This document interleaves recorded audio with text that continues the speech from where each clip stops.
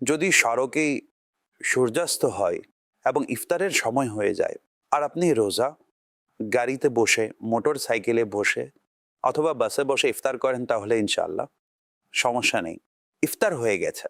ঘরে যাওয়ার জন্য এত তাড়াহুড়ো থাকে, কারো পায়ে উঠিয়ে দিল গাড়ি, সিগন্যাল অমান্য করলো, ভিড়ের মধ্যে একে ধাক্কা দিল ওকে ধাক্কা দিল, লেগে গেল।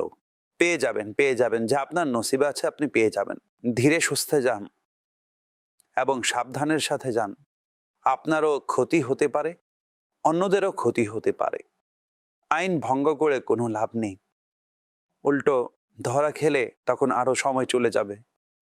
এই ধরনের পরিস্থিতিতে যদি এই আশঙ্কা থাকে যে মাগরিব অথবা সূর্যাস্ত অথবা ইফতারের সময় রাস্তায় হয়ে যাবে, তাহলে নিজের সাথে পানি এবং খেজুর নিয়ে বের হন, এতে কোনো সমস্যাই নেই। বরং কিছুটা বেশি রাখুন, যেন অন্য রোজাদারকে পেলে আপনি তাকে ইফতার করানোর সুযোগ পান। এতে আপনি সওয়াব পাবেন, অনেক বেশি সওয়াব আছে।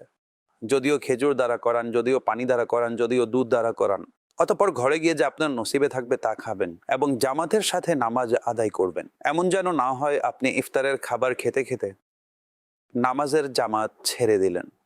তো যেখানেই থাকুন জামাতে নামাজ আদায় করুন, প্রশান্তি এবং নিজের স্বভাবে ধীর স্থিরতা তৈরি করুন।